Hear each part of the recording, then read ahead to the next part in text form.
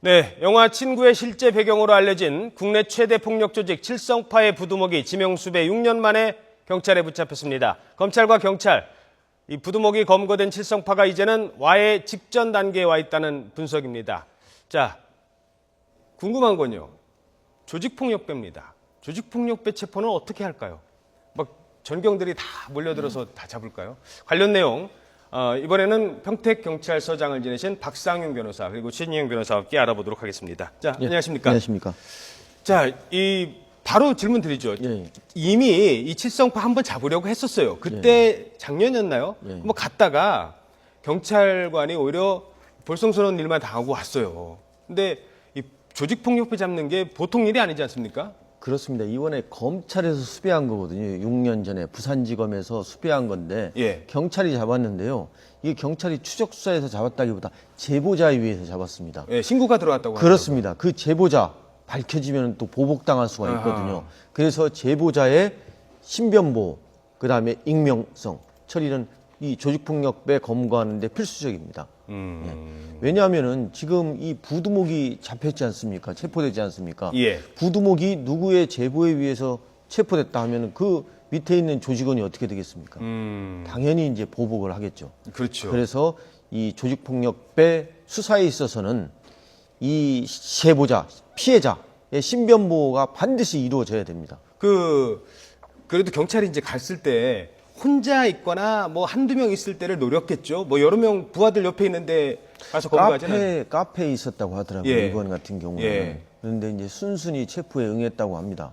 아마 이 정도 되면은 칠성파 부두목 정도 되면은 아마 고은 변호사도 있었을 겁니다. 아마 변호사한테 연락을 해가지고 조사할 때 참여하고 했을 겁니다. 아, 그렇군요. 예. 이렇게 부두목이 잡히면 조직은 와해가 되나요?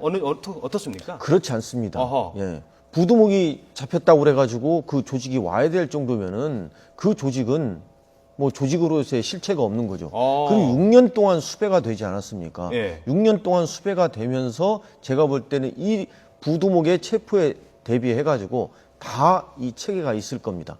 조직이.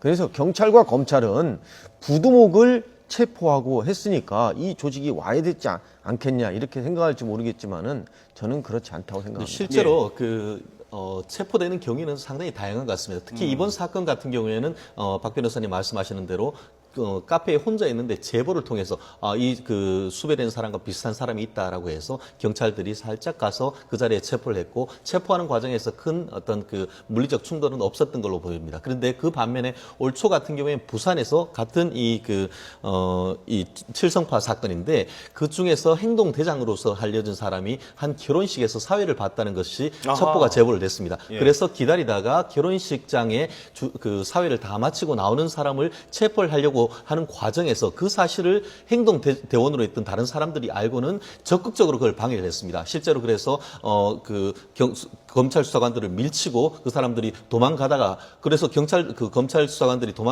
쫓아가니까 그 차를 앞에 가로두고 그 화면 나오고 있습니다. 그 화면도 네. 지난번 검거 작전 때 그런 일이 벌어졌거든요. 맞습니다. 실제로 그렇게 했고 그 앞에 네. 들어눕고 해서 네. 결국은 쫙 쫓아가지 못했는데 결국 그 시내란 것이 교통이 막히다 보니까 한참 가서 교통이 막혀 있는 사람을 체포했던 그런 것이 있는데 이번처럼 조용하게 잡는 그런 케이스가 있는 반면에 첩보를 입수하고 저렇게 해서 활극을 벌이면서 하는 거기 때문에 경찰이든 검찰 수사관이든 체포하는 과정에서 상당히 위험 부담을 안을 수밖에 없는 그런 상황도 많은 것으로 알려져 있습니다. 예. 이게 2011년도, 2009년도에 강남에서 이제 범서방파, 김태촌 범서방파하고 이 칠성파하고 맞붙은 거거든요. 예. 칼부림. 잠시만요. 지금 이제 잡으러 갔을 때 모습이 지금 말씀하신 게 이거예요. 지금 네네. 예, 칼부림 난 거. 예. 뭐 시내 한복판에서 강남에서 설명을 해주시죠. 예. 예. 이제 보통 이제 범서방파하고 칠성파하고 이 이권 탈취하기 위해서 하는데 이 당시에 이제 범서방파 부두목도 역시 수배가 됐는데 금년 7월 20일 날 이 사람이 선고가 됐는데 징역 3년 6월을 선고받았습니다. 그러니까 아마 이 범서방파 부두목이 징역 3년 6월 선고받았으니까 지금 이번에 잡힌 칠성파의 부두목도 네. 아마 그 정도 선고받지 않을까 이렇게 본인 이제 생각할 있을 겁니다. 예. 화면 지금 보여주시죠. 지금 예. 화면에 지금 여러 사건이 같이 편집이 돼서 죄송합니다만 요 화면부터 설명을 드리면 이제 이게 문제가 됐던 강남역에 요거는 이제 검거 작전 직전의 모습인데요. 예, 바깥에서 지금 싸우고 있는 모습 볼 수 있습니다. 체포조와 함께 싸우고 있는 그런 모습 볼 수 있습니다.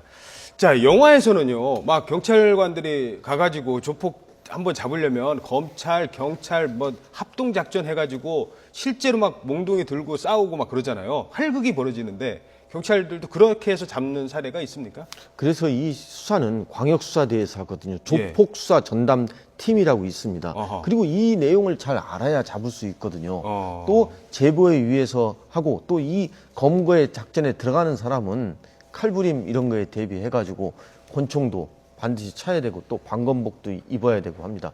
아직까지 우리나라 조직폭력배가 총을 사용하고 있다는 것은 없거든요. 다만 문제는 뭐냐면은 야구 방망이라든가 또는 일본도, 예, 재크나이프 이런 걸 통해서 서로 싸울 수가 있기 때문에 이 제보에 의해서 그 검거하러 가는 수사관은 상당히 신변의 어떤 안전장치라든가 이런 걸 해야 됩니다. 예. 이 서방파, 특히 칠성파는요, 지금 나오는 저 영화, 친구의 실제 모델이기도 했다고 하더라고요. 실제로 보면은 다들 기억하실 겁니다. 뭐 내가 네 시다바리가라고 할 그렇죠. 정도로 이제 상당히 내나가라 유명했었는 하와이. 것 예. 같은데요. 실제로 거기에 나오는 요성 씨 같은 경우에가 바로 이 칠성파의 행동 대장으로 나왔던 것이고 그 대척점에 있었던 그 장동건 씨 같은 경우에가 이 칠성파의 반대파의 어떤 그 행동 대장 내지 중간 보스였던 것 같은데요. 예. 결국 그 부산 같은 경우에도 크게 봐서는 이